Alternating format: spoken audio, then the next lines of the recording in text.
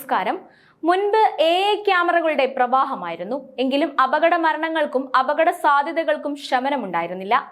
ആദ്യത്തെ ഒരു തുടക്കം എന്നോണം അതിന്റെ പ്രാധാന്യവും അതിന്റെ നടപടിയെടുത്തുകൊണ്ടുള്ള പ്രവർത്തനങ്ങളും നാം ഓരോരുത്തരും കണ്ടിരുന്നല്ലോ. പിന്നീട് അതിന്റെ പ്രാധാന്യം കുറഞ്ഞുവെന്നും അതുമായി ബന്ധപ്പെട്ട് മുഖ്യന്റെ ഖജനാവ് നിറഞ്ഞെന്നും പറയുന്ന പല ഗോസിപ്പുകളും വന്നിരുന്നു. പിന്നീട് ചില ഭാഗങ്ങളിൽ ക്യാമറകൾ പ്രവർത്തനക്ഷമം അല്ലാതെയായി. താനെ ആളുകൾക്ക് അതിനോടുള്ള ജാഗ്രത കുറയുകയും മറ്റ് സുരക്ഷാ പ്രവർത്തനങ്ങൾ ഇല്ലാതെ യാത്രകൾ പോകാനും വരാനും ആളുകൾ വീണ്ടും തുടങ്ങി. ഇപ്പോൾ ഇതാ രണ്ടാം ഘട്ട AI ക്യാമറകൾ വരുന്നു. സ്ഥാപിക്കുന്നത് പോലീസ്. സംസ്ഥാനത്ത് വാഹനാപകടങ്ങളും ഗതാഗത നിയമലംഘനങ്ങളും വർദ്ധിക്കുന്ന പശ്ചാത്തലത്തിൽ AI ക്യാമറകളുടെ രണ്ടാം ഘട്ടം വരുന്നു. പോലീസാകും ഇവ സ്ഥാപിക്കുക. റിപ്പോർട്ട് തയ്യാറാക്കാൻ ട്രാഫിക് IG നിർദ്ദേശം നൽകി. ADGP മനോജ് എബ്രഹാം വിളിച്ച യോഗത്തിലാണ് തീരുമാനം. മോട്ടോർ വാഹന വകുപ്പ് സ്ഥാപിച്ച 675 നിർമ്മിത ബുദ്ധി ക്യാമറകളാണ് ഇപ്പോൾ നിരത്തിലുള്ളത്. മോട്ടോർ വാഹന വകുപ്പിന്റെ ക്യാമറകൾ എത്തിയിട്ടില്ലാത്ത പാതകൾ കേന്ദ്രീകരിച്ചാകും ഇവ വരിക. 374 അതിതീവ്ര ബ്ലാക്ക് സ്പോട്ടുകൾക്ക് മുൻഗണന നൽകും. AI ക്യാമറകളുടെ എണ്ണം കൂട്ടാൻ മോട്ടോർ വാഹന വകുപ്പ് തീരുമാനിച്ചിരുന്നുവെങ്കിലും കരാർ ഏറ്റെടുത്ത കെൽട്രോൺ നൽകിയ ഉപകരാറുകൾ വിവാദമായതോടെ പദ്ധതി വിപുലീകരിക്കാനുള്ള നീക്കം മരവിപ്പിച്ചിരുന്നു.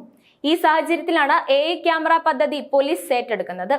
വാദങ്ങളുണ്ടായെങ്കിലും ഗതാഗത നിയമലംഘനങ്ങൾ തടയാൻ AI ക്യാമറ സംവിധാനം വിജയകരമാണെന്നാണ് വിലയിരുത്തൽ. അപകട മരണനിരക്കിൽ കുറവുണ്ടായി. 165 കോടിയാണ് ക്യാമറകൾക്ക് ചെലവായത്. ആദ്യ വർഷം പിഴയായി 78 കോടി രൂപ ലഭിച്ചു. 428 കോടി രൂപ പിഴ ചുമത്തിയിട്ടുണ്ട്. നോട്ടീസ് വിതരണം വൈകിയതാണ് പിഴ കുടിശ്ശിക കൂട്ടിയത്.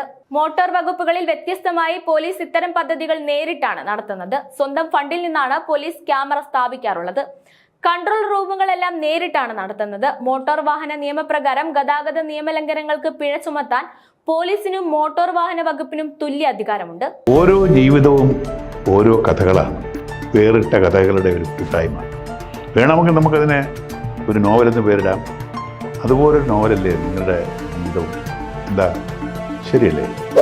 നിങ്ങളുടെ അനുഭവങ്ങൾ, കഥകൾ എന്തുമായിക്കൊള്ളട്ടെ, അത് കേൾക്കാൻ DNA ന്യൂസിലൂടെ ഞാൻ എത്തുന്നു. കഥ പോലൊരു ജീവിതം, അതിനായി ഞാൻ നിങ്ങൾക്ക് വേണ്ടി കാത്തിരിക്കുന്നു. നമുക്ക് ഒന്നിച്ച് കാണാം, കുറേ കാര്യങ്ങൾ സംസാരിക്കാം, വേദനകൾ പങ്കിടാം. നിങ്ങളുടെ വിഷയങ്ങൾ, അനുഭവങ്ങൾ അത് ഞങ്ങളെ അറിയിക്കേണ്ട വിലാസം താഴെ കൊടുക്കും.